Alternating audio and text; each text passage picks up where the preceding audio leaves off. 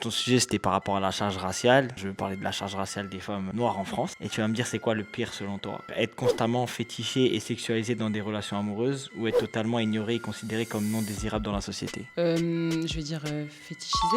Être systématiquement perçu comme agressif et en colère au travail ou devoir jouer un rôle pour rassurer les autres et être accepté? Dur. Je pense que être agressif. Avoir des difficultés à trouver un emploi à cause de ton prénom et ta couleur de peau ou décrocher un poste mais être toujours payé moins et sous-évalué par rapport à tes collègues? Payer moins sous-évalué. Voir tes capacités professionnelles sans cesse remises en question malgré ton expertise ou être hyper sollicité au travail mais jamais promu? Hyper sollicité.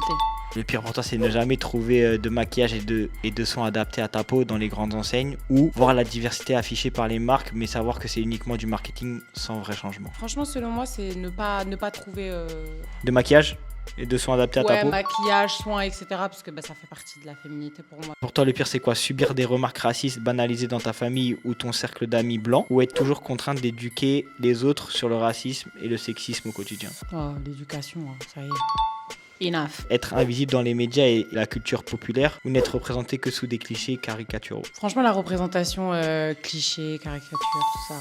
Être surveillé et soupçonné de vol dans les magasins ou être prise pour la nounou de tes propres enfants dans certains quartiers? La nounou de ses propres enfants, c'est une dinguerie. Franchement, ouais, pour avoir fait du babysitting, ouais, c'est chaud. Ça marche, allez suivre le podcast de Rosie.